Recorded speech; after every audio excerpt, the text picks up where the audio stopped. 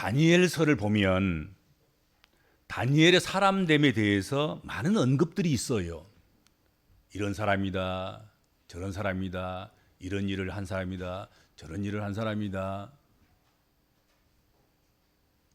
그 중에서 오늘 우리가 함께 나누려고 하는 주제가 있습니다. 그것은 무엇보다도 다니엘은 마음이 민첩한 사람이었다 하는 사실이지요.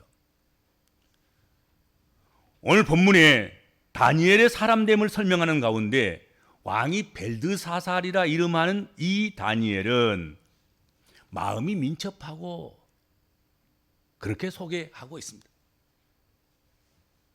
그리고 다니엘서 그 다음 장에 6장 3절에 보면 다니엘은 마음이 민첩하여 하고 인정하는 그런 말씀이 있습니다.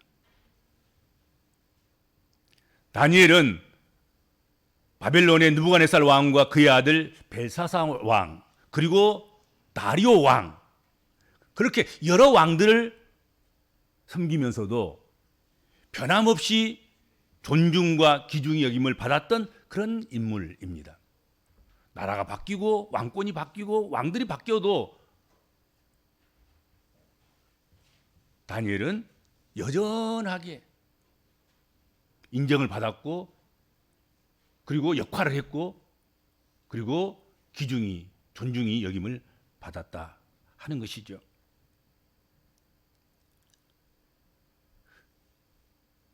그렇게 한 것이 그렇게 된 것이 그 마음이 민첩한 것과 그 마음이 민첩하다는 사실과 절대로 무관치 않다 하는 것이죠.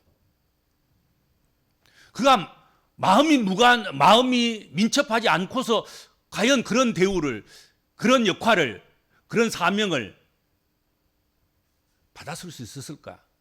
불가능해요. 그의 마음이 민첩한 사람이었기 때문에 그런 사람이 될 수 있었다 하는 것이죠.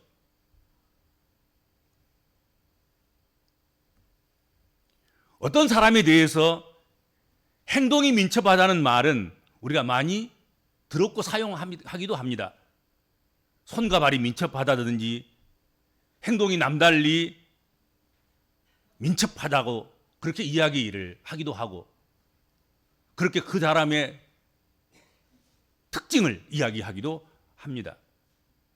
그러나 오늘 본문의 말씀처럼 마음이 민첩하다는 말은 우리가 자주 사용하는 말도 아니고 쉽게 들을 수 있는 말도 아니고 근데 성경에서 오늘 그 말씀을 사용하고 계시다 하는 것입니다. 마음이 민첩한 사람이다. 너희도 마음이 민첩한 사람이 되라 하고 교훈하신 것이죠. 마음이 민첩하다는 그 말이 혹이 사용된다고 할지라도 세상에서 약삭발이 걷다거나 이해득실에 민감한 것과 같은 그런 지나치게 육신적이고 세속적이며 속도적인 의미를 부여할 그런 위험성을 가지고 있기도 하지요. 그렇다면 오늘 본문 말씀을 통해서 말씀하고자 하는 그 마음이 민첩하다는 그 말은 무슨 뜻이며 오늘을 살아가는 또 살아가야 하는 우리 복음적인 그리스도인들에게 주는 메시지가 뭔가 하는 것이지요. 마음이 민첩하다는 그 말을 히브리어로는 루하으 아티라 이 말이 사용되고 있습니다. 루하르 아티라. 루하으 아티라. 그 말은 번역하면 탁월한 영을 가졌다. 그런 의미입니다. 탁월한 영을 가진 사람. 하나님의 영이 그와 함께 한다. 그런 의미입니다. 영이 탁월하려면 하나님의 영이 함께 해 주셔야만 합니다. 하나님의 영이 그 안에 그 마음속에 그 심령 가운데 그 영혼 가운데 거하시면 그런 탁월한 영을 가진 사람이 되고 탁월한 영이 역사하는 믿음의 사람이 되는 것입니다. 이처럼 하나님의 영이 함께 하시고 그 하나님의 영에 사로잡힐 때 신앙의 사람들이 마음이 민첩한 사람이 되는 것입니다. 성령이 함께하는 사람이 마음이 민첩한 사람인 거예요. 다른 어떤 사람이나 힘이나 권세나 지식이나 뭐 어떤 역량이나 이런 것들이 함께한다고 해서 그가 마음이 민첩한 사람이 아니라 하나님의 영이 함께할 때, 그 탁월하신 영이 함께 계실 때 믿음의 사람들의 마음이 민첩한 마음이 된다 하는 것이죠. 보통 민첩하다는 것, 그것은 재빠르고 날쌔다는 그런 속도의 뜻을 가지고 있습니다. 빨리 움직이는 사람, 남달리 선착하는 사람, 무엇을 하는데 그 솜씨가 공고하게 빨라서 빨리 마무리 짓고 빨리 완성하는 그런 사람, 그렇게 이해가 되는 것이죠. 그러나 오늘 본문에서 말씀한 이 민첩하다는 이 말은 속도보다도 영적인 의미로 해석되어야 될 것이다 하는 것입니다. 단순히 빠른 것, 선착하는 것,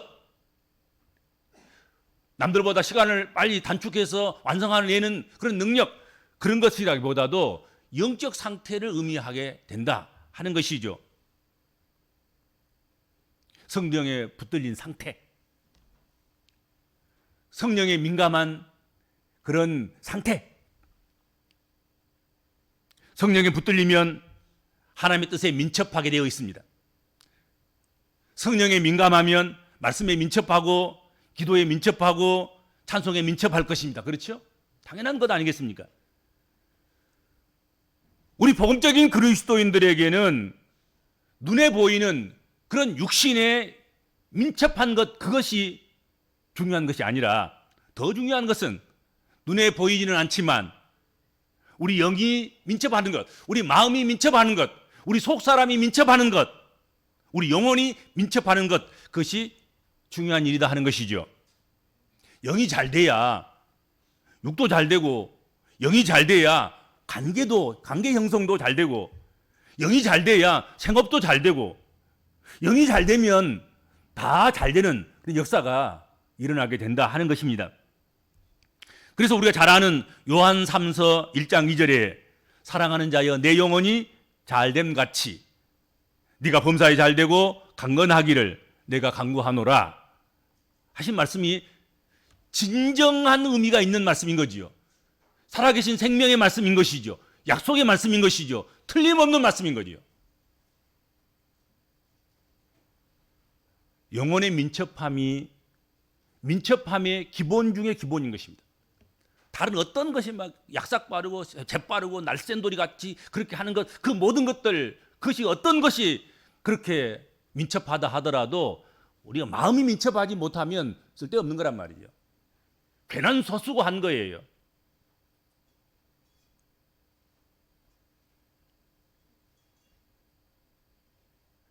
인생들 가운데는 마음이 비둔한 사람이 있는가 하면 마음이 민첩한 사람들이 있습니다. 성경에도 보면은 그 비둔한 사람들이 들어 있지 않습니까? 그렇죠? 아글로는 비둔하여.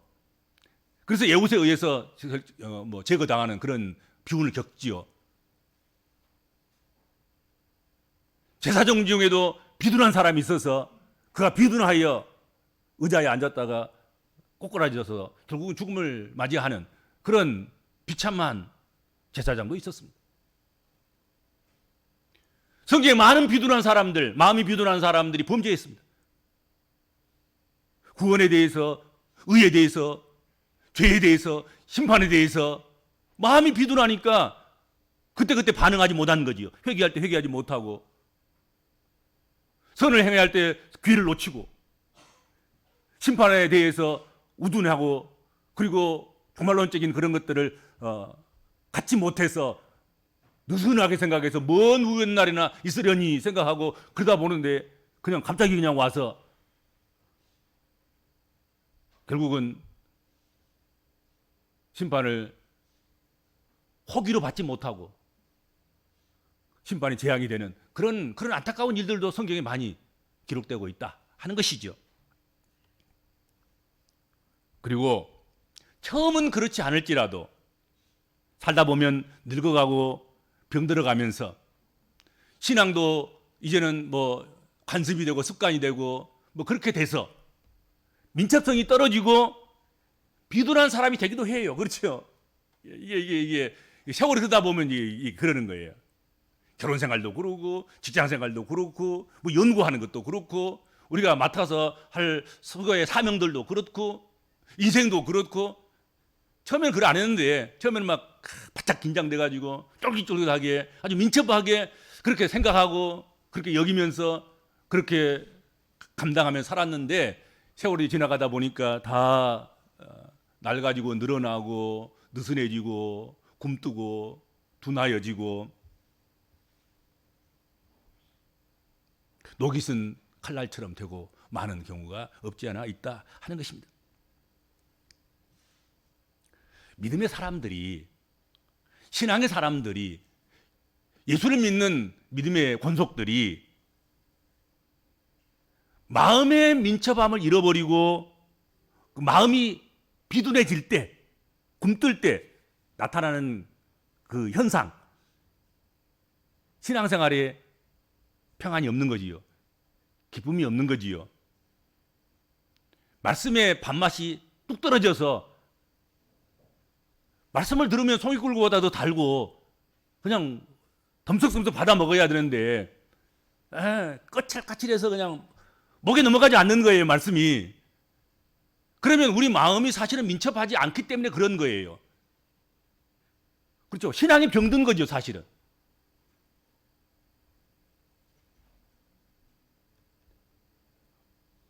우리가 신앙생활하면서 마음의 민첩함을 잃어버리고 성령에 민감하지 못할 때, 말씀에 민감하지 못할 때 희망보다는 절망이 이야기가 되고 희망보다는 소망보다는 실망이 더 앞장서기도 하고 감사보다는 서운함이 더 넘치고 그렇습니다.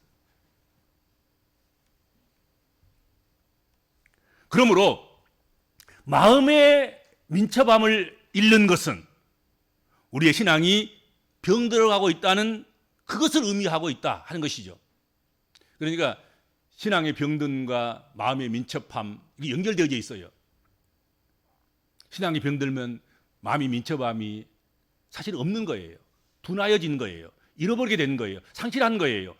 영적 것에서는 민감하지 못하고 육적 것인 것만 민감해져 있는 거예요.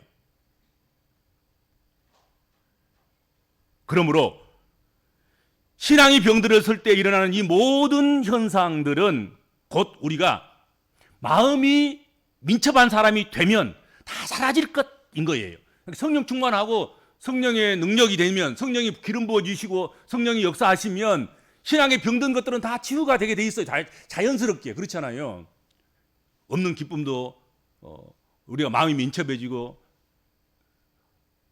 탁월한 성령께서 우리 안에 거하셔서 우리의 마음을 컨트롤해 가시고 이끌어 가시고 지배하시고 가르쳐 주시고 다스려 가신다고 하면 즐거움이 되고 평안이 되고 그리고 무슨 말씀이든지 하나님 말씀이면 그것이 중압감을 가지고 온 말씀이든 아주 새털처럼 가볍게 그냥 흡수할 수 있는 그런 말씀이든 책임감이 주어지든 그렇지 않든 간에 그거 관계없이 그냥 말씀이니까 기쁜 거예요. 말씀이니까 맛있는 거예요.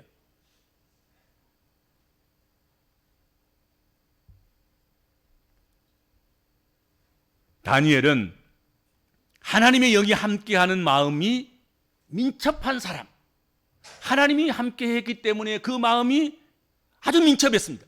하나님의 영이 그와 함께했기 때문에 그는 그 마음이 민첩한 사람이었습니다.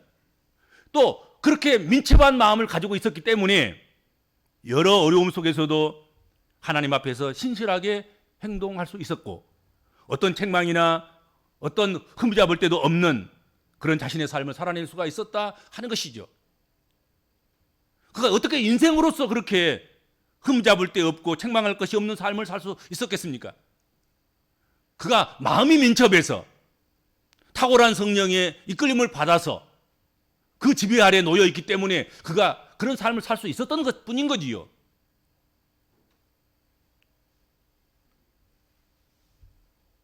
그런데 마음이 민첩한 사람은 죄에 대해서, 의에 대해서, 구원에 대해서, 심판에 대해서 아주 민첩한 반응을 하게 되어 있습니다.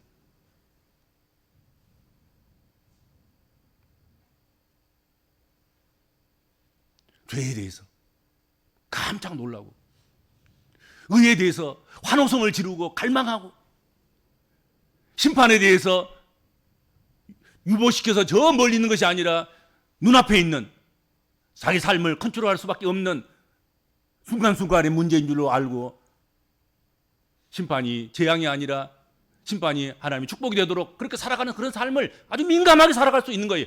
마음이 민감할 때 그게 가능한 거예요.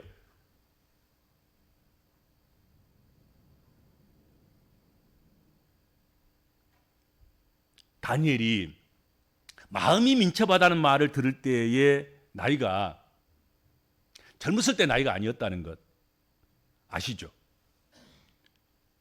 다니엘서 5장, 6장 이 부분의 말씀들이 다니엘의 80세 정도의 80세 이후에 벌어진 그 세계 역사 속에서 한 사건들이란 말이죠. 육체적인 운동 능력과 뇌의 순발 그런 힘들은, 그런 능력들은 감퇴했을 것이 분명하다. 틀림이 없을 것이다 생각이 됩니다.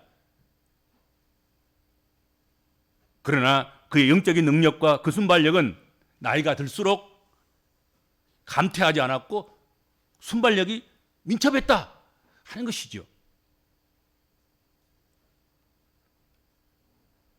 다니엘을 이렇게 뛰어난 사람으로 만들었던 민첩한 마음은 여러분 하나님이 주신 선물이라는 걸 기억하셔야 됩니다.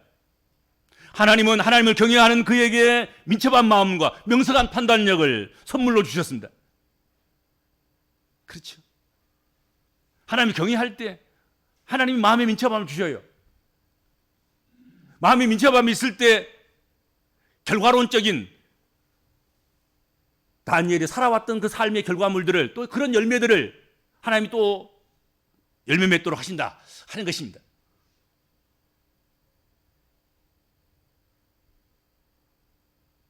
바울사도의 말과 다름이 없습니다. 바울사도는 고린도후서 4장 16절에서 그러므로 우리가 낙심하지 아니하노니 우리의 겉사람은 낡아지나 우리의 속사람은 날로 새로워지는도다 라고 이야기했습니다.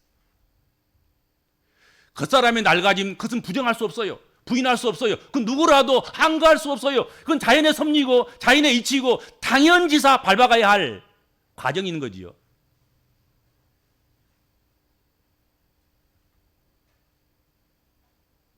당연히 그렇게 돼야 되는 거지. 당연히. 이전 세대는 가고 새로운 세대가 와야 하기 때문에. 이전 세대가 머물러 있으면 새 세대가 올 수가 없어요. 그래서 낡아져서 당연히 티끌로 돌아가야 하고 흙으로 돌아가야 합니다. 정직하게 받아들여야 돼요. 그런데 그렇게 돌아가기 위해서 우리가 육신은 낡아질지라도 속사람은 얼마든지 여호와를 경외하고 여호와를 의지하고 여호와를 섬기고 말씀을 사랑하고 찬송하기를 사랑하고 하나님 나를 사모하고 그리워하고 그의 마음을 두고 그렇게 살아간다고 하면 틀림없이 하나님께서 마음의 민첩함을 선물로 주신다는 거예요.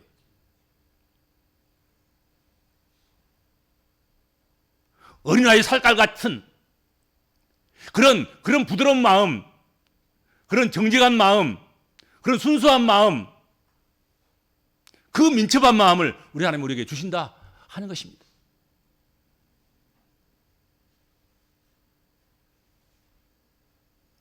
나이 먹어가면서 육체의 뇌, 손과 발, 지각, 그리고 육체, 그것은 굼뜨고 비둔해 줄 수 있습니다.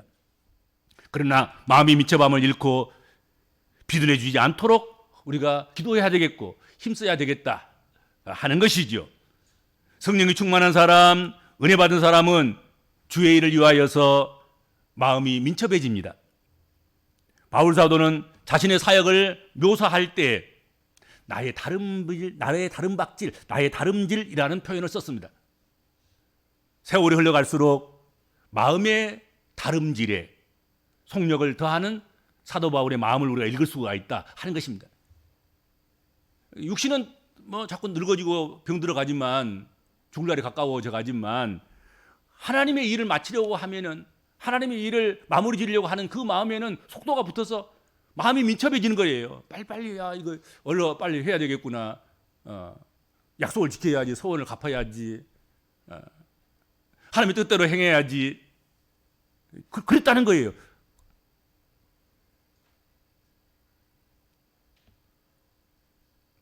우리 복음적인 그리스도인들은 우리의 신앙이 병들지 않고 하나님의 부르심을 입을 때까지 마음의 민첩함을 유지하는, 마음의 민첩함의 그 건강을 유지하는 것, 그것이 대단히 중요합니다. 조금만 소홀히 하면 마음의 민첩함이 떨어지게 돼 있어요. 다운되게 돼 있고요. 그것이 여러분 무서운 시험인 것을 아셔야 합니다.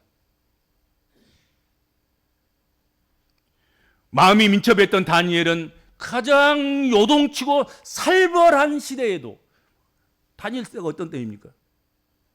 세계가 요동하는 때예요. 대제국들이 흥망성쇠가 결정되고 나라들이 망하고 신흥 제국들이 탄생하고 왕권들이 바뀌고 권력이 하루아침에 이곳에서 저곳으로 이동하고 그런 때인 거예요. 살아도 살았다 할 것이 없는, 나라도 지금 그냥 사라졌다가 생성되고 생성됐다가 사라지고 그런 판국에 개인 한 사람은 이건 뭐 불쏘시개만 못하고 나는 볏짚보다 더 가볍고 그런 존재에 불과한 거예요. 무슨 일이 언제 어떤 일이 발생할지 알 수 없는 거예요. 지금 우리가 살아가고 있는 이 시대보다 훨씬 더 스펙타클한 거예요. 지금 여러분이 살고 있는 이 시대가 정말로 너무 스텝박거리에서 따라갈 수가 없구나, 너무 힘들어서 견딜 수가 없구나, 적응할 수가 없구나, 뭐 그런 사람도 있어요. 지금 막 혼동스럽고 막 어지러운 사람들이 있을 거라고. 지금 우리가 지금 살고 있는 이 시대가. 그런데 그보다도 훨씬 몇 배가 더한 시대가 여러분 다니엘 때의 시대였다 하는 것이죠. 그럼에도 불구하고 그런 살벌한 시대에, 그런 요동치는 시대에 몇 대에 걸쳐서 나라를 바꾸어가면서 총리를 한 거야. 그거 쉽습니까? 쉽지 않는 거예요.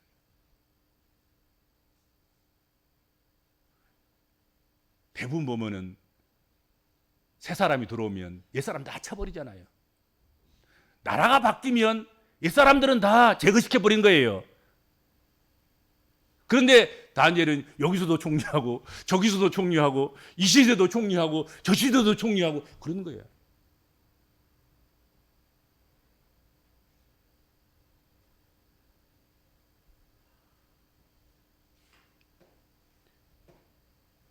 그런 살벌한 시대, 요동치는 시대에 그렇게 될 수 있었던 것, 그런 사람이 본토민도 아니고 그 시대의 자유민도 아닌 포로였다는 사실. 포로인 다니엘이 그 요동치는 세상에 살아남았고 이 시대나 저 시대나 이 나라나 저 나라나 나라를 바꾸면서 왕권을 바꿔가면서 여러분 계속해서 사랑을 받았고 존경을 받았고 총리가 되었다 하는 것 아니겠습니까? 그 많은 시험과 난관들과 미혹 가운데서도 승리할 수 있었습니다. 그것은 다니엘이 마음이 민첩했기 때문이다 하는 것이죠. 그러니까 우리가 욕심내서 전혀 나쁘지 않는 것, 욕심을 내야 할 것, 탐욕을 부려야 될 것, 그게 뭐겠습니까? 오늘 성경 말씀인 거지. 다른 건 몰라도 적어도 이 마음이 민첩한 것은 우리가 욕심을 내야 되겠구나. 이건 탐욕을 부려도 괜찮구나.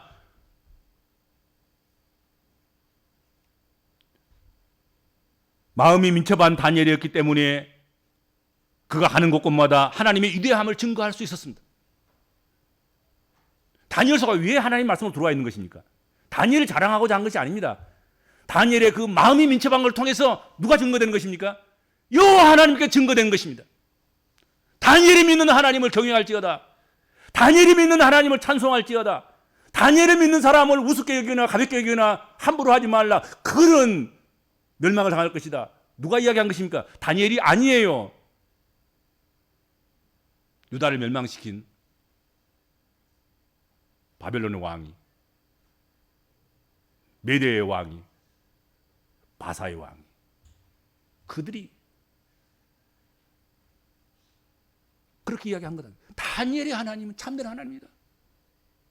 유대인들뿐만 아니라 우리나라 우리 백성들도 다니엘이 믿는 하나님을 경외할지어다. 이렇게 된 거예요. 어려운 역경이었지만 끝까지 하나님을 의뢰해서 하나님의 도우심을 힘입을 수 있었던 것, 그것은 마음이 민첩한 사람이었기 때문에 그렇습니다. 오늘을 살아내야 할 우리들에게도 마음이 민첩함이 무엇보다 중요하고 필요합니다.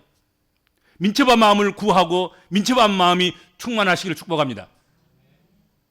마음이 민첩함은 오늘 이 시대에도 우리 복음적인 그리스도인들로 하여금 우리가 살아가는 이 세상 속에서 빛과 소금의 역할을, 그런 사명을 감당하게 하실 줄로 믿습니다.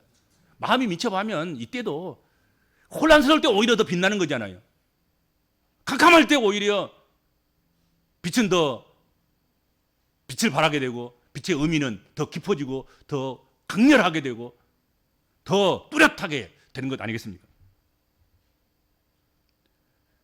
다니엘과 같이 우리 복음적인 그리스도인들도 마음이 민첩해서 신앙에 승리하는 성도들이 될 수 있기를 축복합니다.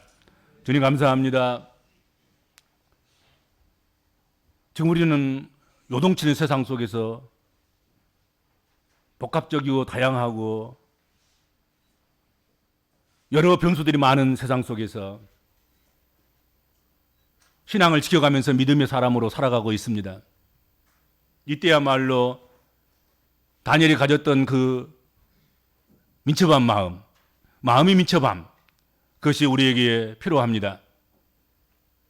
이 시대를 살아가는 우리 복음적인 모든 그리스도인들에게, 믿음의 사람들에게 민첩한 마음을 물붓듯이 부어 주옵소서. 예수님의 이름으로 간절히 기도하옵나이다. 아멘.